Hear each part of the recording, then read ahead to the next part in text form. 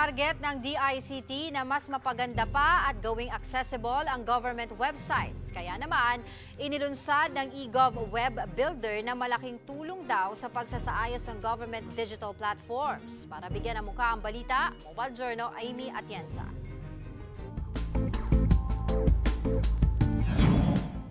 Mahirap na navigation at mabagal na sistema ang kadalasang reklamo sa mga government website. Kaya naman bumuo ang DICT ng makabagong eGov Web Builder na makatutulong sa iba't ibang ahensya ng gobyerno. Sa isinagawang Government Digitalization Cooperation ng DICT nitong Martes, ipinakilala ni DICT Undersecretary David Almerol Jr. ang eGov Web Builder na magsisilbing gabay para mas mapadali ang paggamit ng website at lalong mapaganda ang mga web interface ng government agencies. Ayon kay Yusek Dave, isa itong simplified web portal na makatutulong din daw upang siguraduhin ang cybersecurity ng mga Pilipino. Maalala kasing maraming mga Pinoy ang nangamba sa mga hacking incidents ng eGov applications sa nagdaang buwan, na mariin din namang itinanggi ng DICT.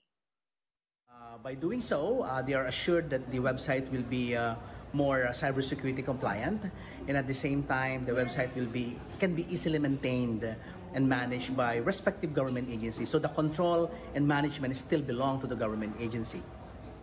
Formal na ihahain ng DICT ang web developer na ito sa susunod na taon. Pero kahit pa man ito ang sitwasyon, mayroon na raw nagpapakita ng interes at sinubukan na rin naman ito ng Bureau of Internal Revenue para sa kanilang OROS system.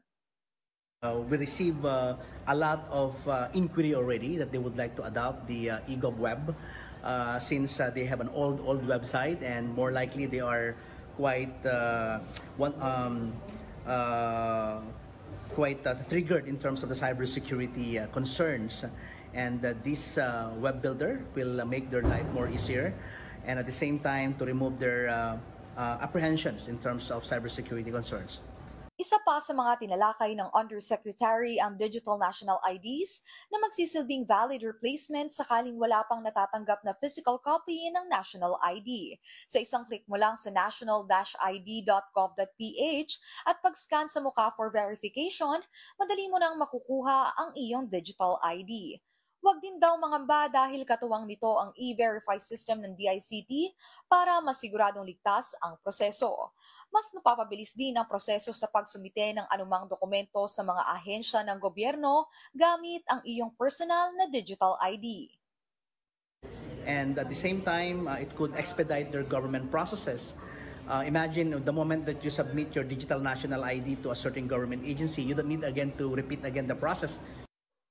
Mayroon mang digital national IDs. Paalala lang din na huwag kalimutang i-report agad sa Philippine Statistics Authority ang nawawalang physical copy ng national ID. Mobile journalist Amy Atienza po, hatid ang mukha ng balita.